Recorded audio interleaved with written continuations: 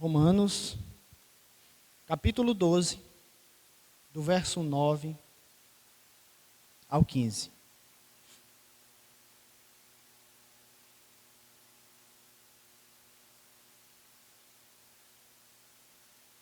Diz assim a palavra do Senhor: o amor seja sem hipocrisia, detestai o mal, apegando-vos ao bem, amai-vos cordialmente uns aos outros com amor fraternal, preferindo-vos em honra uns aos outros. No zelo não sejais remissos, sede fervorosos de espírito, servindo ao Senhor. Regozijai-vos na esperança, sede pacientes na tribulação, na oração perseverantes, compartilhai as necessidades dos santos. Praticai a hospitalidade. Abençoai os que vos perseguem. Abençoai e não amaldiçoeis. Alegrai-vos com os que se alegram e chorai com os que choram. Bem, meus irmãos, é uma coisa bem pertinente falar do serviço cristão. Como nós devemos se portar diante das situações, diante do que Cristo fez por nós. E eu quero começar aqui com uma citação bem interessante de Bernardo, que foi um grande escritor irlandês, ganhador do prêmio Nobel em 1925. É o autor da seguinte frase: o maior pecado para com o próximo não é odiá-lo, mas ser-lhe indiferente. Esta é a essência da desumanidade. Pois bem, meus irmãos, o que a gente vê todos os dias é que às vezes as pessoas não odeiam umas às outras, mas de certa forma elas são indiferentes ao sofrimento do próximo. E a carta aos Romanos, apesar de ser o maior tratado teológico, fala de serviço cristão. O capítulo 1 de Romanos é o conhecido preâmbulo, ou a introdução. O capítulo 2 e o capítulo 3 é a queda dos gentios e a queda dos judeus. Em geral, a queda da raça humana. O capítulo 4 e o capítulo 5 do livro aos Romanos trata sobre justificação pela fé. Na antiga aliança, com 2 exemplos, Abraão e Davi, como também é no novo, a justificação pela fé. Os capítulos 6, 7 e 8 vai falar da vida no Espírito. O capítulo 6 vai tratar da morte e do pecado. O capítulo 7, a luta contra o pecado. E o capítulo 8, da vida no Espírito, mais especificamente. O capítulo 9 vai trabalhar sobre a eleição divina. Capítulo 10 e 11 vai falar sobre a dispensação de Deus para com o mundo. O 10 e o 11 vai falar sobre a rejeição de Israel e sobre a admissão espiritual de Israel. E por fim, chegamos no capítulo 12. O capítulo que vai ser abordado aqui nessa noite. Bem, o capítulo 12, ele vai tratar os 2 primeiros versos sobre um viver santo. O versículo 1 e o versículo 2 vai falar sobre um viver santo. Apresentar o nosso corpo a Deus como um sacrifício vivo. Os versos 3 a 8 vai falar sobre os dons espirituais e como eles devem ser exercidos. E por fim, dos versos 9 ao 21, vai tratar especificamente do serviço cristão. Só que nós abordaremos do verso 9 apenas ao 15, mas o restante também trabalha sobre o serviço cristão. E eu quero dizer que o cristão é marcado pelo serviço. O verdadeiro cristão, ele é marcado pelo serviço. E quais os aspectos do serviço cristão? Bem, o primeiro aspecto é que o cristão serve com amor. Vejamos o versículo 9. O amor seja sem hipocrisia. Bem, a primeira atitude que Paulo ordena é que nós devemos amar sem hipocrisia. E na época em que Paulo escreveu isso, já havia peças de teatros em Roma e havia atores. E a palavra que ele coloca como hipocrisia é como autor, uma pessoa que vai para o teatro, coloca uma máscara e fala com outra voz e aparece com outra face e tem maneira de viver a qual não é dela, mas é que ela incorpora de um personagem. E o que Paulo está exortando aos irmãos romanos é que eles de maneira nenhuma amassem com hipocrisia. Parece até uma ambiguidade. Está dizendo, olha meus irmãos, não sejais hipócritas. O que está no coração de vocês é o que devem revelar o que vocês fazem. A segunda coisa que ele coloca aqui é detestai o mal, apegando-vos ao bem. Quem de fato ama, ele faz duas coisas com intensidade. Ele ama com intensidade e ele da mesma forma odeia com intensidade. Então aqui, nós devemos ser cientes de duas coisas. Nós devemos amar e nós devemos odiar o mal. E sempre se apegando ao bem. Vejamos o verso de número 10, que diz assim: amai-vos cordialmente uns aos outros, com amor fraternal, preferindo-vos em honra uns aos outros. O servo do Senhor diz: amai-vos cordialmente uns aos outros, com amor fraternal. Paulo usa duas palavras para amor. A primeira significa amor entre irmãos. Um irmão para com outro irmão. É a primeira palavra que ele coloca para amor aqui nesse contexto. A segunda palavra significa afeição. A afeição natural que sentimos pelos familiares. Mais tipicamente, o amor dos pais pelos filhos. Portanto, um indicativo que Paulo está dando é que nós devemos amar com intensidade. E é interessante que todo amor, ele se manifesta com intensidade. Morbidão não é de amor verdadeiro. Coisa morna, coisa morta. Mas o amor, ele deve ser expressado com toda intensidade. E essas duas palavras, a primeira é cordialmente e a segunda é fraternal. Nós devemos amar como se fossem nossos irmãos de sangue e nós devemos amar como se fossem nossos filhos. É o que Paulo está deixando claro aqui no versículo de número 10. É os maiores amor que a gente tem na vida. É pelo irmão. E quem é pai conhece também que um amor como de um filho não existe igual. E esse é um amor a qual Paulo está sugerindo que os cristãos de Roma devem ter.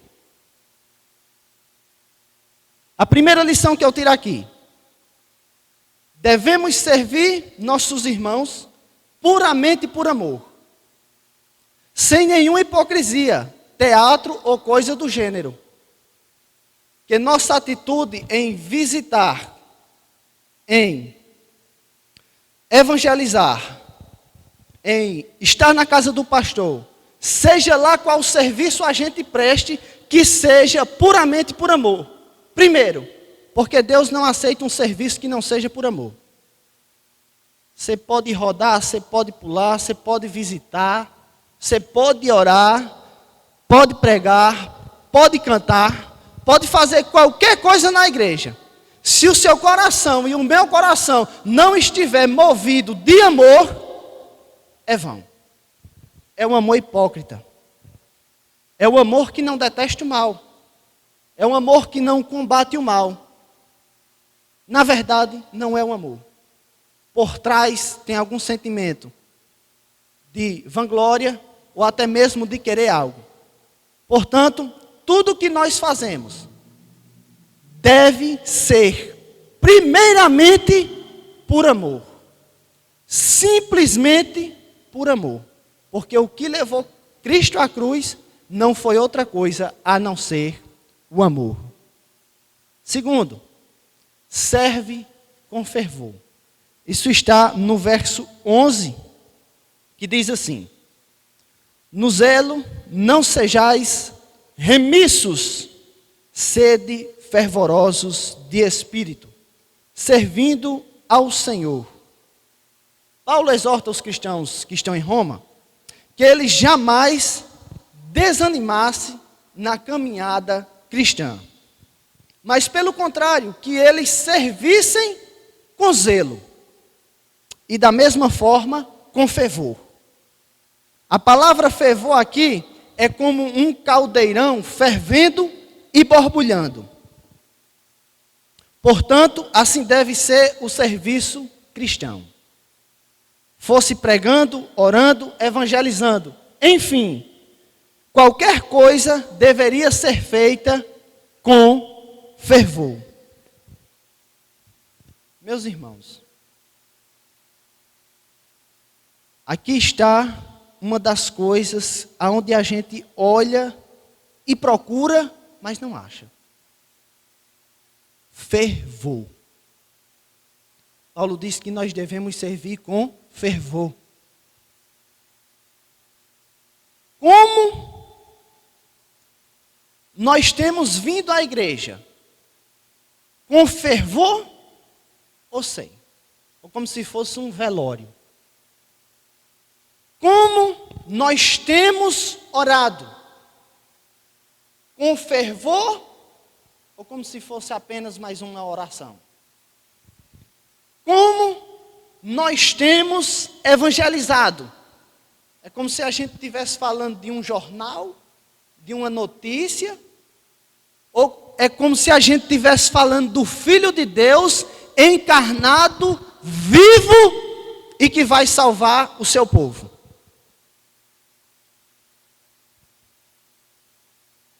Será que de fato arde em nós uma chama por o Evangelho, pelo serviço, por Cristo, pela sua igreja, pelos perdidos?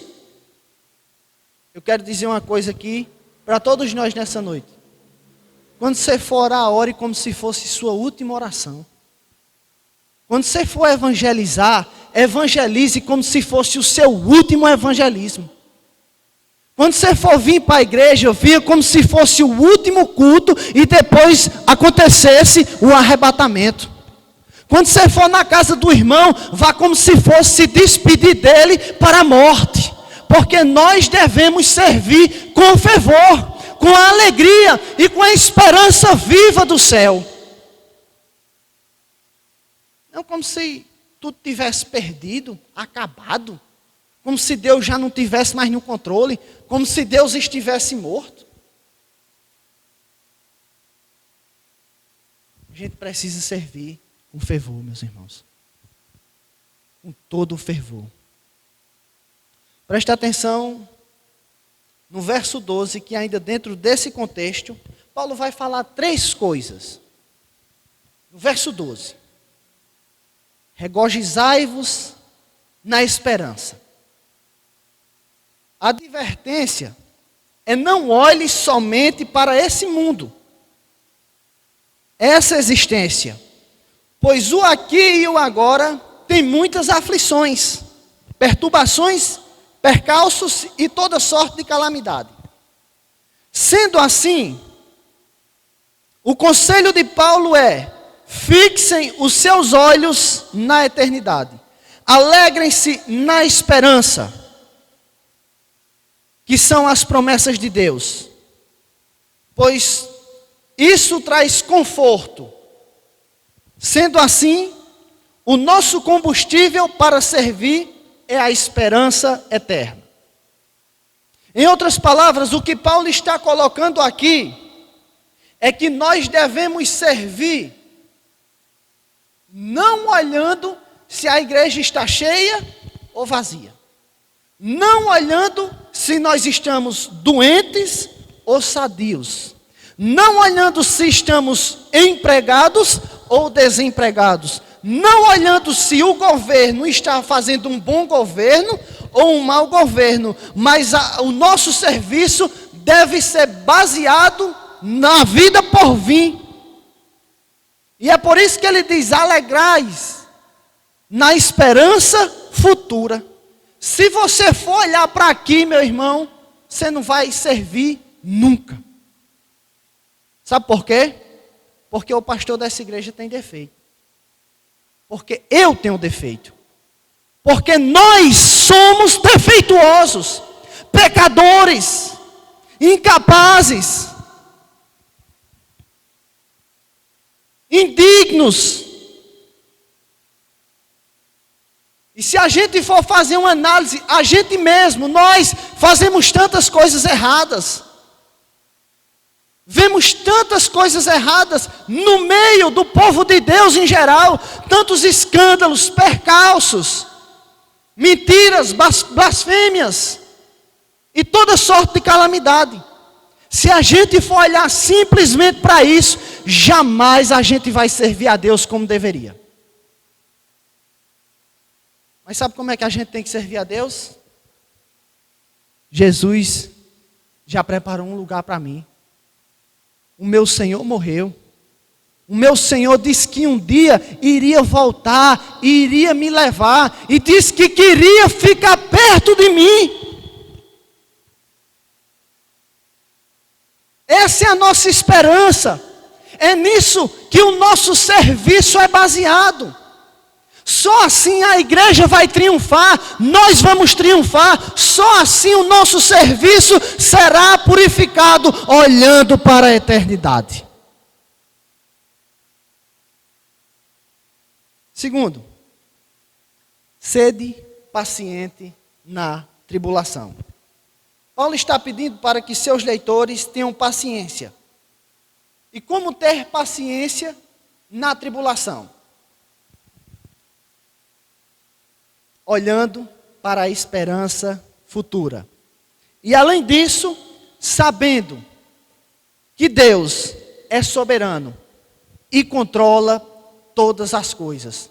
Isso está claro em Romanos 9, isso está claro em Romanos 10, isso está claro em Romanos 12, isso está claro em toda Escritura. Sede paciente na tribulação. Por que nós devemos ser pacientes? Porque Deus é o Senhor, meu irmão. Tudo está em suas mãos. Porque Ele fez promessa para a sua igreja. Porque Ele fez promessa para o seu povo. E é isso o que deve nos tranquilizar. E eu vou dizer uma coisa aqui para todos nós. A gente vê um governante subir ao poder e às vezes a gente se alegra, né? Eita, agora vai ficar bom o negócio. E antes, Deus não estava no governo, não? No controle?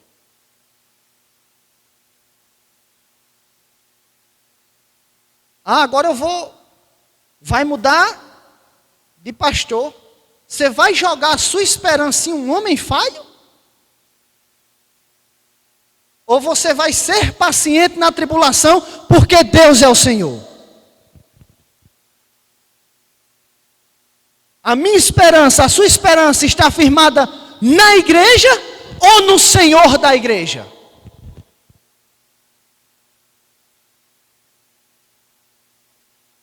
Nós devemos regozijar na esperança futura.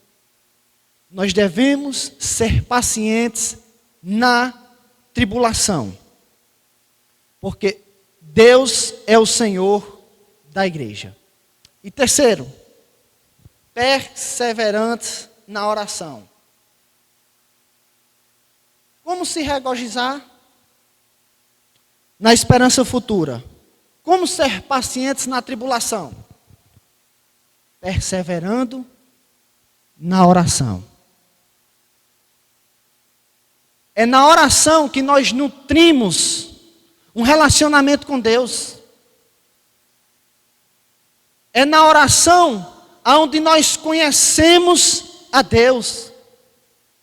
É na oração onde recebemos graça para passarmos pelas tribulações.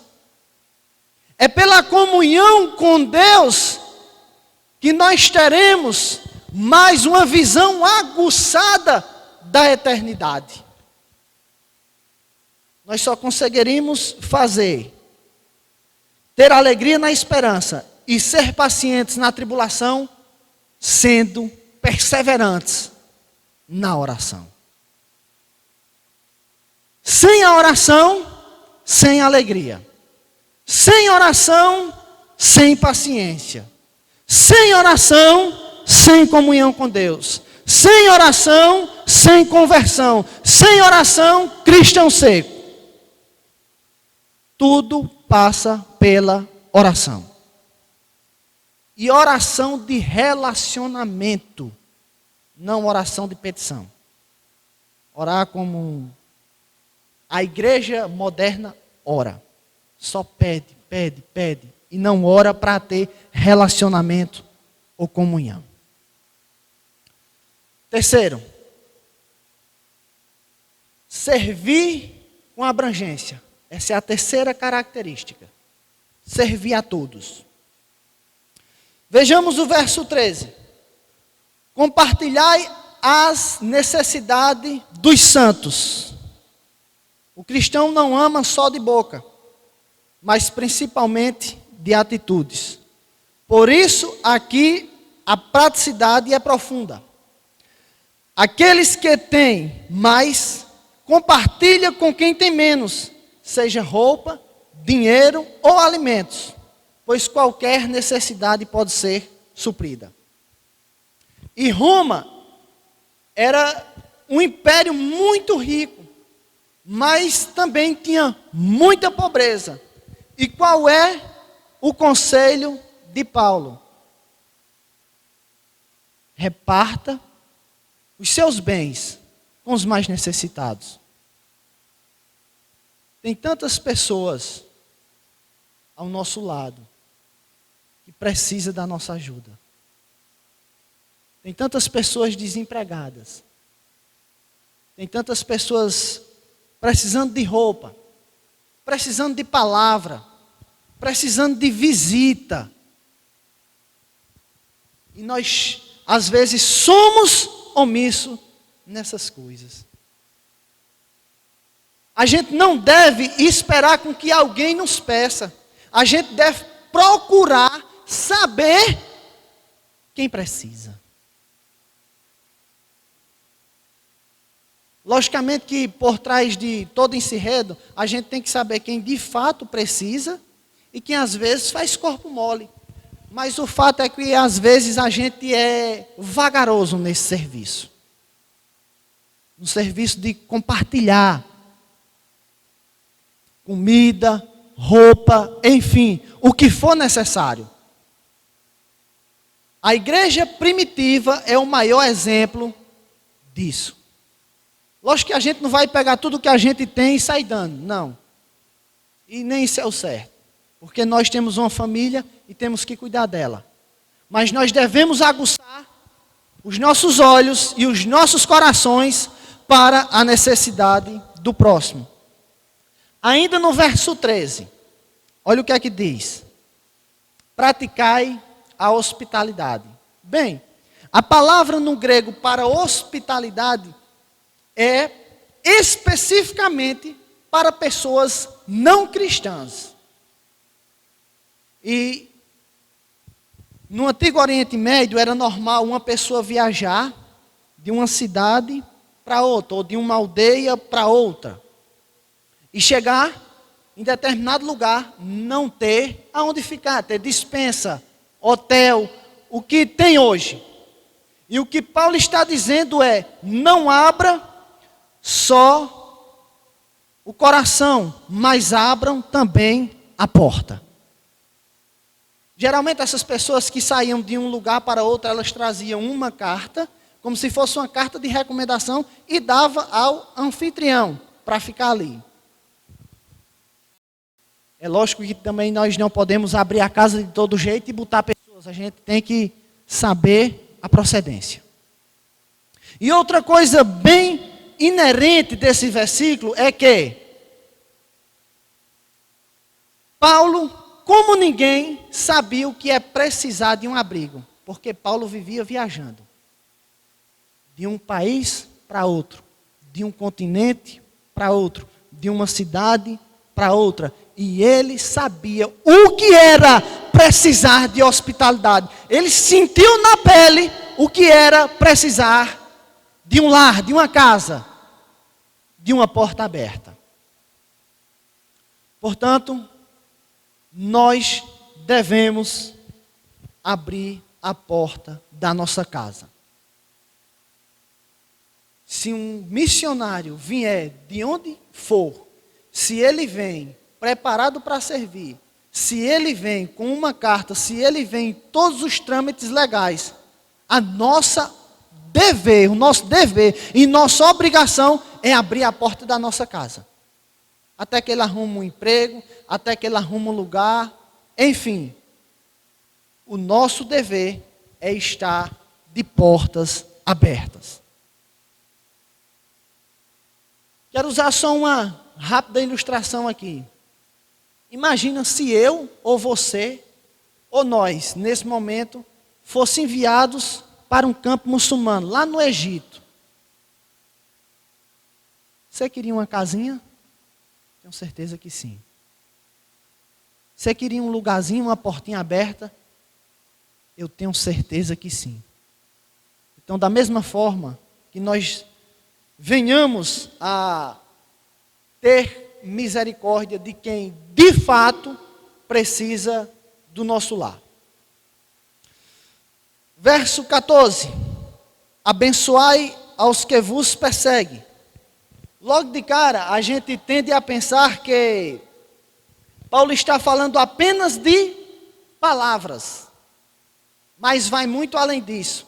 Vejamos o verso 20 e o verso 21. Diz assim a palavra do Senhor: pelo contrário, se o teu inimigo tiver fome, dá-lhe de comer. Se tiver sede, dá-lhe de beber. Porque fazendo isto, amontoará brasas vivas sobre a sua cabeça. Não te deixes vencer do mal, mas vença o mal com o bem. Às vezes a gente pensa que esse abençoar ou amaldiçoar é só de boca, que Deus te abençoe. Mas não, meus irmãos. Nós devemos abençoar as pessoas que nos perseguem, se possível e se preciso for, com comida, com bebida, com roupa, com aconchego. Essa é a diferença do cristianismo. Esse é o verdadeiro serviço. É aquele que não quer nada em troca. É aquele que é feito simplesmente por amor. É fácil eu sair desse púlpito e ir na casa do pastor. Agora é difícil eu ter sofrido uma perseguição, um tapa, uma injúria, e ver essa pessoa precisando, eu chegar lá e a servi-la. Servir por troca ou por conveniência é muito bom e é muito fácil. Jesus disse que até os pagãos conseguem, os ímpios, os gentios. Se vocês saudam só quem saudam vocês, é bom demais. Isso até os ímpios fazem, os pagãos. Então, que aquelas pessoas que nos perseguem, que nos maldizem, que nós sejamos graciosos, misericordiosos para com essas pessoas. E a consciência dessas pessoas vai arder. Há vários relatos de testemunhos vivos de que pessoas, quando foram perseguidas e serviram, aquela pessoa entra num estado de choque e termina se convencendo, se convertendo, mudando de vida, encontrando uma paz a qual ela não tinha, por meio do serviço. E por último, no verso 15, ele diz: alegrai-vos com os que se alegram, e chorai com os que choram. Devido à igreja de Roma ser composta de judeus e de gentios, isso aqui dá um gostinho a mais. Porque havia briga e confusões e contendas nessa igreja. Por causa de comida e por causa de dias. Os judeus ainda estavam guardando algumas coisas do ritual judaico em geral. Mas o que Paulo está dizendo é: meu irmão, se alegre com os que se alegram. Se alegrem com aqueles que tiveram uma oração atendida. Se alegrem com aqueles que conseguiram um emprego.